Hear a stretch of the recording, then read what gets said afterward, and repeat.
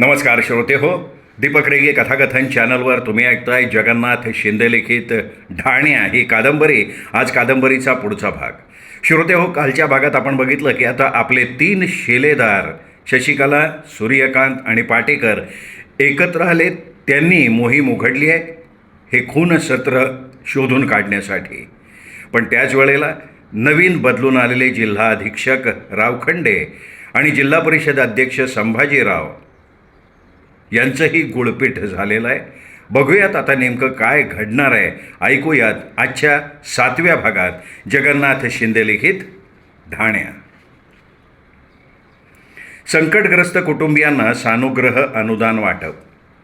महाबळेश्वर इथून 18 किलोमीटर अंतरावर असलेल्या दरे गावातील 6 युवक, सरपंच, पाटील यांना नरभक्षक वाघानं खाल्ल्यानं त्यांच्या कुटुंबियांवर फार मोठा आघात झालेला होता. जिल्हा परिषद अध्यक्ष संभाजीराव थोरात यांच्या अपूर्व परिश्रमामुळे सदर कुटुंबियांना प्रत्येकी 10,000 रुपयांप्रमाणे सानुग्रह अनुदानाचं वाटप त्यांच्याच हस्ते करण्यात आलं. त्यावेळी बोलताना ते म्हणाले, संपूर्ण देशाला हादरा देणारी ही घटना आहे. गावातली 2 कर्ती माणसं आणि 6 युवक यांना वाघाने खाल्लं. हे गावावर फार मोठं संकट कोसळलं आहे. या संकटानं मी अक्षरशः दुःखी झालो आणि कलेक्टरांच्या मागे लागून मी हे अनुदान मिळवलेलं आहे. या कार्यक्रमाच्या अध्यक्षस्थानी नवे जिल्हा पोलीस अधीक्षक रावखंडे होते. कार्यक्रम उत्साहात संपन्न झाला. आरामखोर साला, दुःखी झाला म्हणे, नाटक करतोय. सूर्यराव बडबडला. काय झालंय? ही बातमी वाचली का? संभाजीरावांची कर्तबगारी आली आहे. दुसऱ्याचं घर जाळून पोळी भाजणाऱ्यांचे गोडवे आलेत पेपरमध्ये. अहो, पण तुम्ही एवढे का चिडलाय? जिल्हा परिषदेच्या निवडणुका जाहीर झाल्या आहेत. संभाजीरावांनी स्वतःचं पॅनल उभं केलं आहे. प्रसिद्धीसाठी मिळेल त्या संधीचा फायदा घेण्याचं त्यांचं कामच आहे. ते त्यांच्या रस्त्यानं जाणार, आपण आपल्या रस्त्यानं गेलं पाहिजे. शशिकला, तू समजतेस इतका आपला रस्ता सोपा सरळ नाही आहे बरं. काल आपण दिवसभर क्षेत्र महाबळेश्वरच्या अलीकडच्या जंगलातून पायपीट केली. काय मिळालं ग आपल्याला? काहीही नाही. उलट जंगलातल्या बोरी, करवंदांच्या जाळीने अंगावरच्या कपड्यांच्या चिंध्या झाल्या. अनेक ठिकाणी खरचटलं सुद्धा. सूर्यराव, एक दिवस त्रास झाला म्हणून निराश होऊन कसं चालेल? आपला चुकीच्या दिशेने शोध झाला, दुसरं काय? अचूक शोध कधी होणार आहे भगवान जाने. मी एक सुचू? जंगलात जायचं सोडून दुसरं काहीही सांग. एवढं भीता जंगलात जायला? बघितलंस का माझी त्वचा कशी ठिकठिकाणी कापून निघाली आहे? आपण दरे गावातच जाऊ. तिथे काय मिळणार आहे? कपाळ. काही धागा दोरा हातात आला तर तो दरे गावातच येईल. आपण सरपंच पाटलांच्या घरच्या माणसांशी बोलू, काही ना काही हाती मिळेल. नाही, मला नाही तसं वाटत. असं निराश झालं तर काहीही पदरी येणार नाही आहे. बरं ठीक आहे, तू म्हणतेस तर जाऊ. पाटेकरांना घ्यायचं का बरोबर? नाही, नको. त्यांना विश्वासात घेऊन बोलावं लागणार आहे. परका माणूस बघून गावातले लोक मोकळेपणानं नाही बोलणार. बरं मग ठीक आहे, आपण निघायचं कधी? लगेच, आत्ता. शशिकला आणि सूर्यराव दरे गावात पोहोचले. ते थेट पाटलांच्या घरी गेले. पाटलांच्या घरी अजूनही सुतकच होतं, दुःख होतं. पण शशिकलानं आपल्या मधाळ बोलण्यानं घरातल्या सर्वांवर छाप टाकली आणि मग विश्वास निर्माण झाल्यानं एक एक गोष्ट बाहेर यायला लागली. पाटलांना संभाजीराव घेऊन गेले होते. ते परत आले तेव्हा खूप पिल्याचं जाणवत होतं. 5,000 रुपये त्यांनी आणले होते. त्याच दिवशी एक राकट शरीराचा माणूस घरी राहायला आला होता. पाटलांनी त्याची माहिती घरातल्या माणसांना द्यायचं सुद्धा टाळलं होतं. त्यांनी एकच सांगितलं होतं की जिल्हा परिषद अध्यक्षांचा माणूस आहे, आपला पाहुणा आहे. त्या राकट माणसाचं वागणं राहणं वाईट होतं. घरातल्या बायका पोरींकडे तो लांडग्यासारखा बघे. एकदा तर तो पाटलांच्या सुनेच्या अंथरुणातच शिरला म्हणून पाटील त्याच्यावर चिडून होते. संभाजीराव थोरातांनी त्यांना एकदा बोलावणं पाठवलं होतं, पण रागामुळे ते गेले नाहीत. सरपंच गेले होते, पण सरपंचांना आणि संभाजीरावांच्या नोकराला त्यावेळी रस्त्यातच वाघाने खाल्लं. सरपंचाच्या घरीही राकट माणूस राहत होता. दगडू नावाच्या माणसाबरोबर संपत गेले ते त्यांच्यावर वाघानं झडप घालून त्यांना जखमी केलं. त्यातच त्यांचा अंत झाला अशी माहिती मिळाली. शोधाच्या दृष्टीने माहिती मिळाली होती. सरपंचांना घेऊन दगडू गेला. कुठल्या वाहनातून गेला? शशिकलानं सरपंचाच्या थोरल्या मुलाला प्रश्न केला. अहो, कुठलं आलंय वाहन? पायीच गेले ते. या गावाबाहेरून जंगलातून पायवाट जाती ना, ती थेट संभाजीरावाच्या बांगल्यावर जाती बघा. त्यांनी माहिती दिली. आम्हाला त्या वाटेनं घेऊन जातोस? नाही बा, त्या वाटेवर तर आमच्या बाबाची शिकार केली ना वाघाने. त्यांनी नकार दिला. सूर्यराव, आपल्याला रस्ता माहिती आहे? मी कधी त्या रस्त्याने गेलो नाही, पण रस्ता कुठून सुरू होतो हे समजलं तर जाता येईल. चल रे चल, दाखव आम्हाला रस्ता. अरे सूर्यराव, तुझं डोकं ठिकाणं आहे का? हां, तुझ्या घरच्यांना हे कळलं तर? तू कोणाला काही बोलू नको ना, कसं कळेल? अरे पण तिथं वाघ आहे, माझ्याकडे पिस्तूल आहे. वाघ आला तर मी त्याचा बळी घेईन. चल चल चल, दाखव चल. सूर्यरावाच्या आग्रहामुळे सरपंचाच्या मुलाने रस्ता दाखवला. सूर्यराव, शशिकला त्या रस्त्यानं निघाले. रस्ता कसला हो? खडतर पायवाट होती ती. झाडांच्या फांद्या बाजूला करत, काटेरी झुडपं दूर करत चालायला लागत होतं. या रस्त्यानं अनेक दिवसात क्वचितच माणूस गेलेला असावा. शशिकला घाबरलेली होती, पण तिचा उत्साह फार मोठा होता. त्यामुळे ती सूर्यरावाच्या पाठीमागून चालत होती. वाट चढणीची होती. सरळ उंच डोंगरांच्या टेकडीला वळणं घेत ती वाट निघाली होती.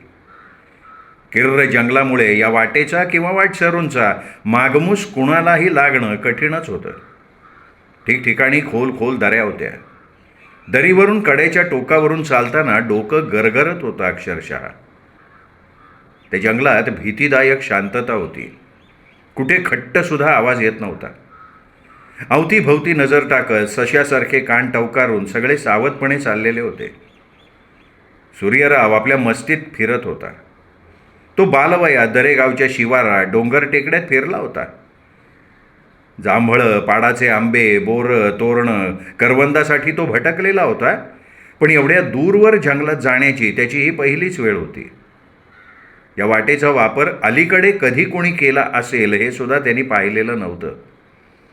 जुन्या काळी या वाटेनं प्रतापगडावरून येणारे घोडेस्वार क्षेत्र महाबळेश्वरला जात होते असं तो फक्त ऐकून होता.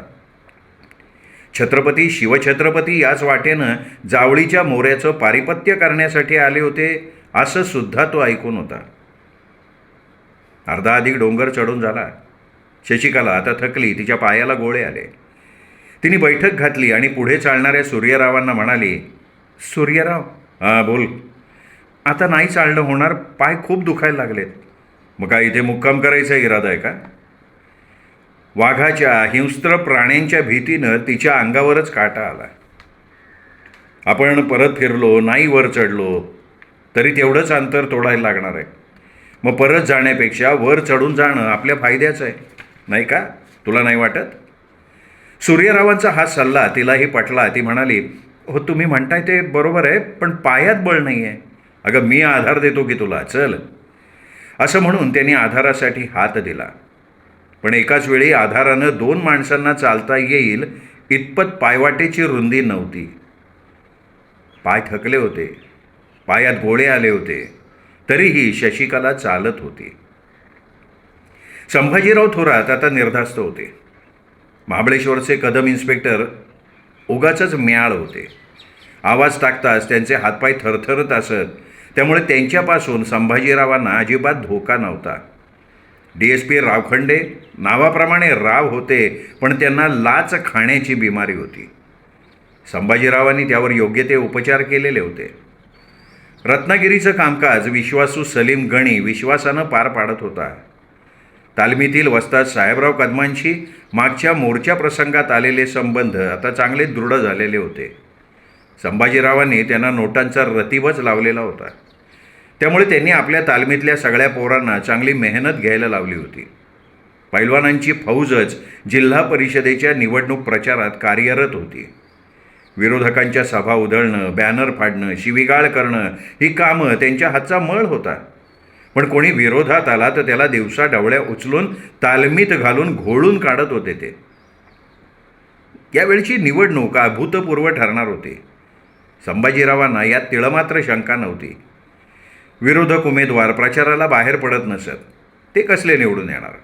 सत्ता पुन्हा 5 वर्षांसाठी संभाजीराव गटाकडे येणार याबाबत कोणाचंही दुमत नव्हतं. इकडे शशिकला आणि सूर्यराव शेवटचं चढण चढून वर गेले आणि अक्षरशः दिपून गेले. 5 एकराचा तो भाग म्हणजे एकेकाळी सुंदर गार्डन होतं. निसर्गरम्य असं गार्डन होतं त्या ठिकाणी. त्याच्या खाणाखुणा तिथे स्पष्टपणे दिसत होत्या. भोवताली दाट जंगल, मधल्या भागात वृक्षतोड करून त्या ठिकाणी गार्डन बनवलेलं होतं. रसिक माणसाचा कधी काळी हा उद्योग होता. आता त्या ठिकाणी केवळ अवशेष राहिलेले होते. तिथेच एक जुनाट बंगली होती, फार जुनी, इंग्रजांच्या काळातली. बांधकामाची ठेवण थेट इंग्रजी काळातली. दगडी बांधकाम, मोठ्या प्रमाणातलं उतरतं छप्पर होतं. सूर्यरावानं ओळखलं महाबळेश्वरातल्या अनेक इंग्रजकालीन इमारतींसारखी ही एक इमारत. सूर्यराव, आता पुढे काय करायचं? शशिकलाने विचारलं.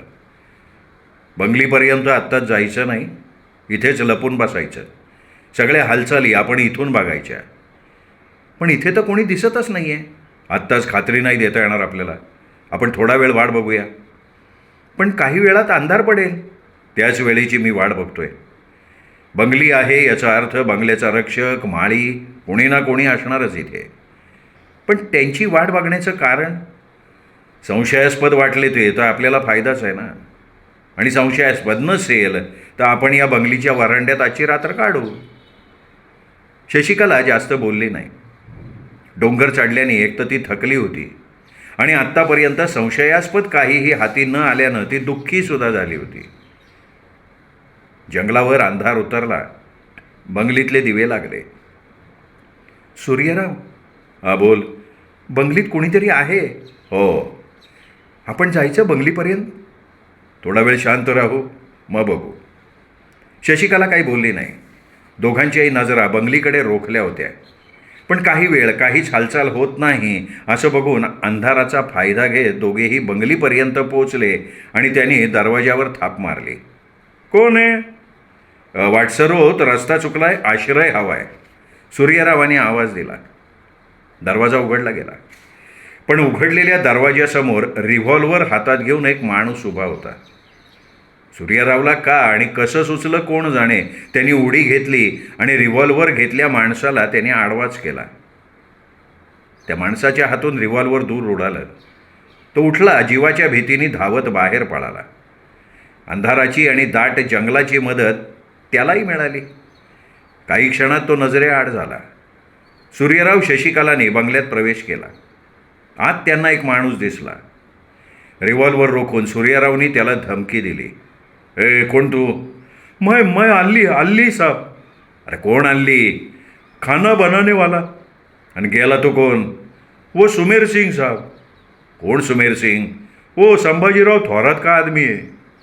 सूर्यरावनं वेळ घालवला नाही. एक जोराचा टोला त्या अल्लीच्या मानेवरून मारला. त्याला बेशुद्ध करून टाकलं. अहो, हे काय केलं तुम्ही सूर्यराव? प्रश्न विचारण्यात वेळ घालवू नको. बाहेर पडायचा प्रयत्न कर. अहो, पण याला पाठीवर घेतोय मी. पळून गेलेला सुमेर सिंग येण्यापूर्वी आपण याला घेऊन बाहेर पडलं पाहिजे. हे बोलत असताना सूर्यरावचं लक्ष टेलिफोनकडे गेलं. त्याने डायल फिरवली. नशीब बलवंत होतं.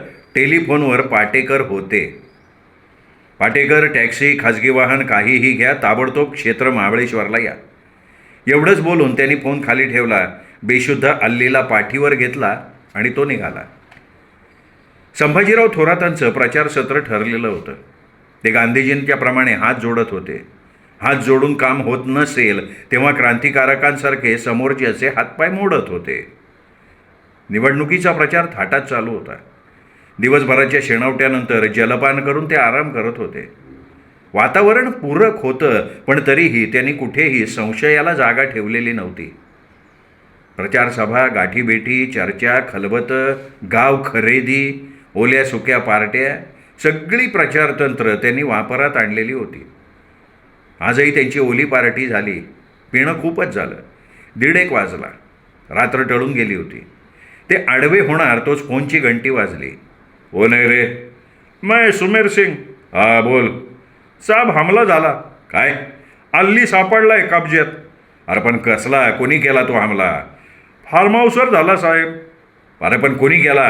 ओ मालूम नाही ना साहेब. सुमेर सिंग, अरे माझ्या बंगलीवर हमला करण्याची कोणाची माय व्यायली आहे? साहब ते नंतर देखेंगे, आप जल्दी से इधर आ जाओ साहब. सुमेर सिंगने फोन खाली ठेवून दिला. संभाजीरावांनी पोलीस स्टेशनला फोन लावला, पण एवढ्या रात्री पोलीस स्टेशनमध्ये असणार कोण, आणि असलं तरी जागं कोण असणार? घंटी फक्त वाजत होती. ते पुन्हा पुन्हा प्रयत्न करत होते, पण फोन कोणी उचलत नव्हतं. पोलिसांनी धाड टाकली का काय आपल्या बंगल्यावर, हे त्यांना जाणून घ्यायचं होतं. महाबळेश्वरचा कदम इन्स्पेक्टर एवढी धडाडी दाखवणार नाही याची त्यांना खात्री होती. तरीही ते प्रयत्न करत होते. एकदाचा फोन उचलला गेला. हॅलो, महाबळेश्वर पोलीस स्टेशन का? काय मेला होता काय कोणी? अरे इथे तुमच्या पोलीस स्टेशनमध्ये कोणी मेलं होतं का? हां, नीट बोल जरा. पोलीस सावध झाला. अरे काय तुम्ही काय, हां, महाबळेश्वरच्या हवेप्रमाणे सगळे थंड पडले काय? साहेब कुठे आहे तुझा? साहेब बंगल्यावर आहे. बंगल्यावरचा नंबर दे चल. पोलिसांनी इन्स्पेक्टर कदमचा नंबर दिला. संभाजीरावांनी फोन लावला. काय रे कदम, लय मस्ती आली का रे तुला? कदम झोपेतून उठले होते. अजूनही डोळ्यावर झोप होती, आणि मध्यरात्री फोनवर असा कोणी दम भरतोय हे बघून ते भांबावून गेले. अरे कोण कोण आहे तुम्ही? मी जिल्हा परिषद अध्यक्ष संभाजीराव थोरात. कदमांनी उभ्या उभ्या सॅल्यूट ठोकला. नमस्कार साहेब. नमस्कार कसला करतोय? पहिले हे सांग, क्षेत्र महाबळेश्वरला माझ्या बंगलीवर कोणी धाड टाकली? तुम्ही टाकली का? हो काय म्हणता काय साहेब तुम्ही? कदमांना काही उलगडाच होईना. संभाजीरावांनी ओळखलं की हे काम कदमाचं नाही, तरीही त्यांनी विचारलं. हे बघ कदम, माझ्या बंगलीवर कोणीतरी हल्ला केलाय. तुमची माणसं नव्हतीन गेली? हो काय बोलता साहेब तुम्ही? खाल्ल्या घरचे वासे मोजणाऱ्याची अवलाद नाही आपली. तुमच्या चरणावर मस्तक ठेवून वागणारी माणसं आम्ही. मग कदम, आमच्या पायावरच मस्तक ठेवा आणि ताबडतोब शोध घ्या. हल्ला करणारा माणूस मला मिळाला पाहिजे. पोलीस स्टेशनवर त्याला न्यायचं नाही, त्याला माझ्या स्वाधीन करायचं. आलं का ध्यानात? लागा कामाला, चला. हो हो साहेब. त्यांनी बंगलीतलं काय काय चोरलं? हो, त्यांनी माझ्या नोकराला, म्हणजे त्या अल्लीला पळवलं आहे. ठीक आहे, निघतो मी. कदमांनी फोन खाली ठेवला. तपासासाठी निघाले. संभाजीराव थोरातांनी ड्रायव्हरला झोपेतनं उठवला. गाडी काढली आणि ते वाजता साहेबराव कदमांच्या घरी आले. साहेबराव कदम सप्तस्वरात घोरत होते. संभाजीराव स्वतः आपल्या घरी आल्याचं बघून 33 कोटी देवांचं घरात आगमन झाल्यासारखा आनंद त्यांना झाला. अरे तुम्ही साहेब, बोला बोला बोला बोला, काय काम काढलं एवढ्या रात्री? काम महत्त्वाचं आहे. केलं तर मागाल ती रक्कम मिळेल. अहो काम सांगून तर बघा. महाबळेश्वरला आमची बंगली आहे. त्या बंगलीत माझा नोकर अल्ली राहत होता.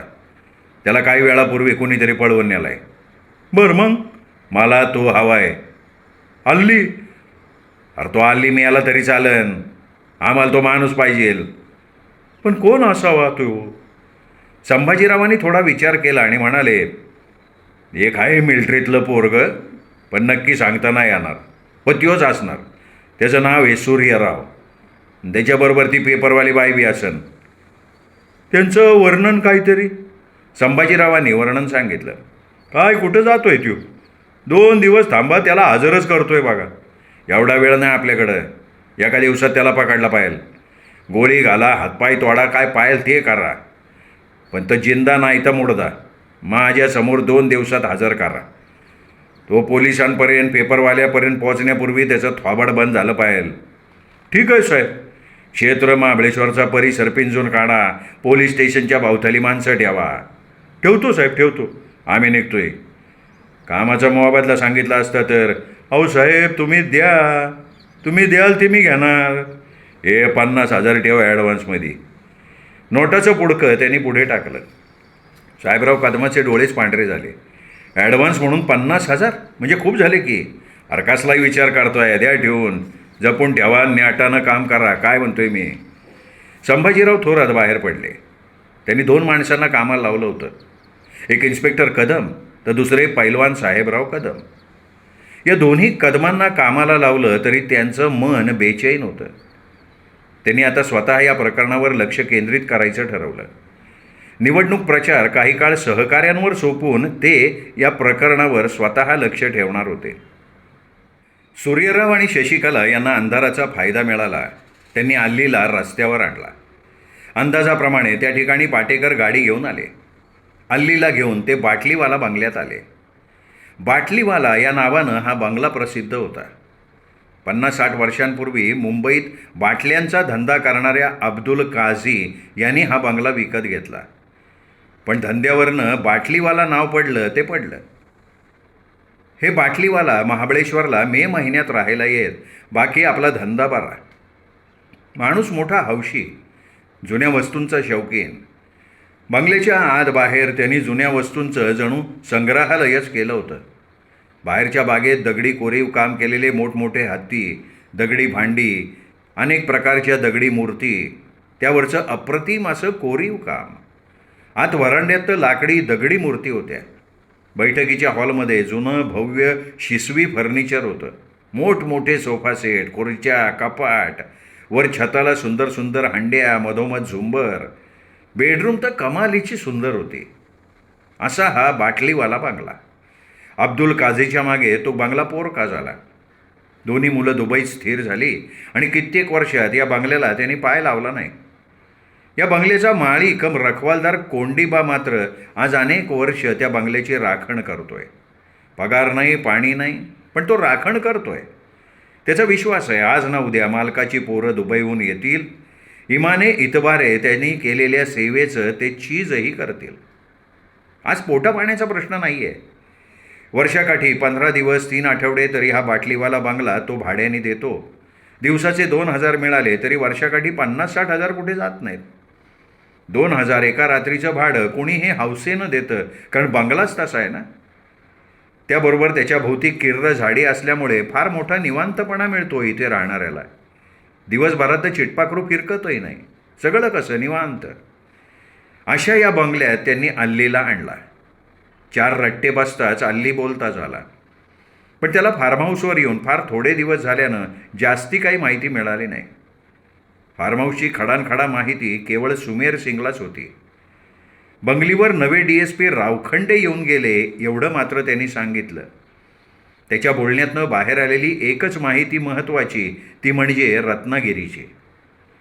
अल्लीला बाथरूममध्ये बंद करून पाटेकर, शशिकला, सूर्यराव विचार करत बसले. माझ्या हे ध्यानात येत नाही आहे की रत्नागिरीच्या सलीम गणीशी संभाजीरावांचा काय संबंध असावा. पाटेकरांनी शंका व्यक्त केली. संभाजीरावांच्या ओळखीचा असेल तो. नाही सूर्यराव, नाही, मला तसं अजिबात नाही वाटत आहे. केवळ ओळख असावी आणि त्या ओळखीमुळे अल्ली फार्म हाऊसवर कामासाठी आला असं नाही होणार. एक तर संभाजीरावांना फार्म हाऊसवर विश्वासू माणसाची गरज होती आणि विश्वासू माणूस हा सलीम गणी पाठवतो, याचा अर्थ सलीम गणी हा संभाजीरावांचा खास विश्वासू माणूस असणार. पाटेकरांनी आपला मुद्दा मांडला. पाटेकरांच्या मुद्द्याशी मी सहमत आहे, पण प्रश्न असा निर्माण होतो की जर अल्ली विश्वासू आहे म्हणून गणी त्याला फार्म हाऊसवर पाठवतो, तर अल्लीला गणीबाबत माहिती का नसावी. शशिकलाची शंका विचार करण्यासारखी होती, कारण गणीबाबत अल्लीनी माहिती दिलेली नव्हती. त्यासाठीच आपल्याला रत्नागिरी गाठायला लागणार आहे आणि त्या गणीची माहिती काढायला लागणार आहे. पण त्या गणीला ओळखायचं कसं? अल्लीला बोलता केला की सगळं मिळेल.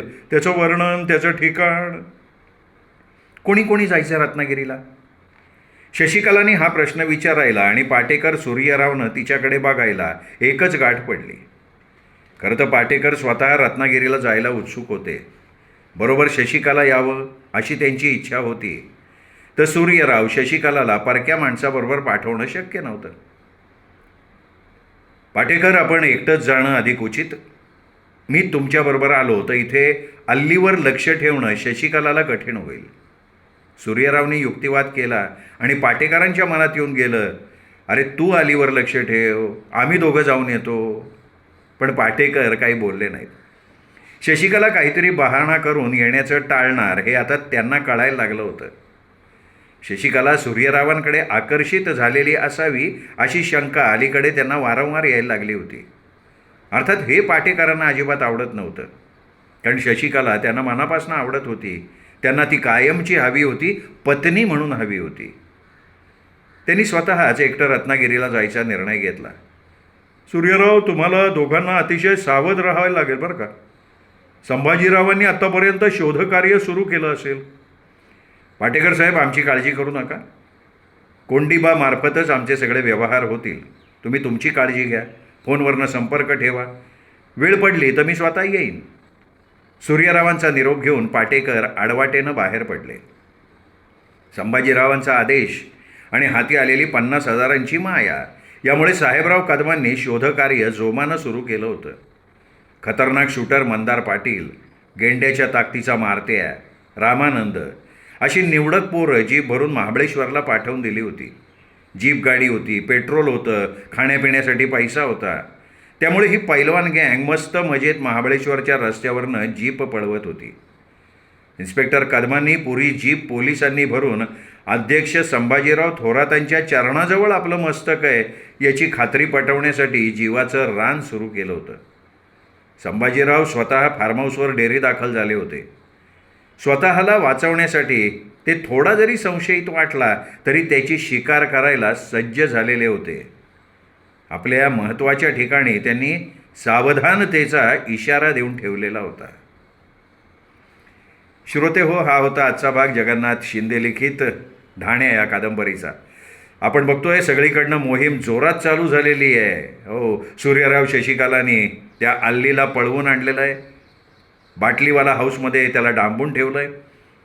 पाटेकर निघालेत रत्नागिरीला गणीची माहिती काढायला आणि संभाजीरावांची, पोलिसांची कुमक आणि पैलवानांची कुमक या दोघांचा शोध घ्यायला महाबळेश्वरभर फिरतीये. बघूयात पुढे काय होणार आहे. उद्याचा भाग ऐकूयात दीपक रेगे कथाकथन चॅनलवर. नमस्कार श्रोतेहो.